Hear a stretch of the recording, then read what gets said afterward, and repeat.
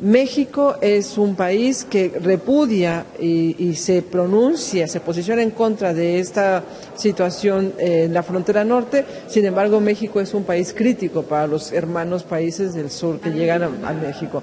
México es un infierno para los migrantes que llegan de Centroamérica. Nuestro gobierno en México también debe de hacer un ejercicio autocrítico, de reconocer y autorreflexivo respecto a las normas que tiene para control de fronteras.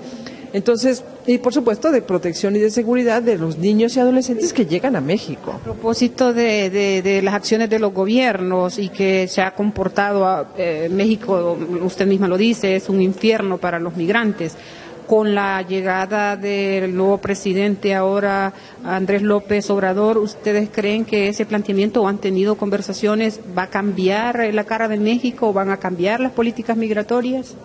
De hecho, es interesante que lo menciones porque precisamente una vez que toma posesión, bueno, una vez que no ha tomado posesión, ni siquiera le han dado la carta de reconocimiento como presidente electo a Andrés Manuel López Obrador, pero una de las primeras acciones que realiza es emitir una carta al presidente Trump, donde le define los 4 elementos, los 4 componentes que van a ser prioritarios en la política de relación de México a Estados Unidos a partir de que él tome posesión como presidente. Y el punto es justamente el desarrollo, crecimiento económico, migración, y que son como los elementos que van a delinear la política de México a Estados Unidos. Y seguridad, que es el 4º tema, perdón. Y en ese sentido, una de las propuestas que hace en su carta, en la misiva, que además es una misiva que vamos a encontrar en todos los medios, es pública, Andrés Manuel, que le hace a Trump, es que los temas que tienen que ver con movilidad, con migración, tienen que ser enfocados contemplando a los países de Centroamérica. No solamente es un tema de la frontera norte, sino que para que no se agudicen las situaciones de violación de derechos humanos en el norte, se tiene que encontrar con una política donde se involucren los países de Centroamérica.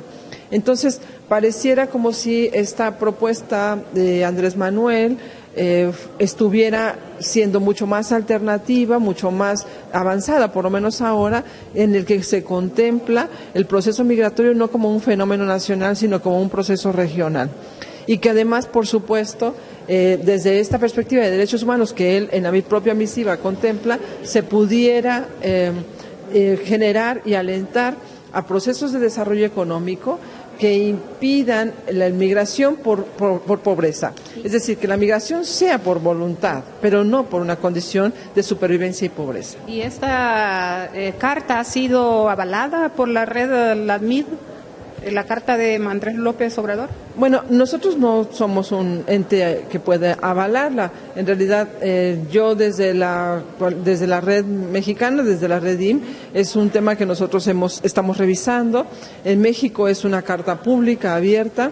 No la tenemos, digamos, avalada o no, porque no tenemos... ¿Pero la ven con buenos ojos? Lo vemos con buenos ojos porque tenemos una esperanza de que efectivamente, a partir de que se pueda mirar una política mucho más integral y regional, nos dé la oportunidad, no solamente como país, sino además como sociedad civil, como organizaciones, como pueblos, encontrarnos en las causas estructurales que están llevando a este proceso de migración.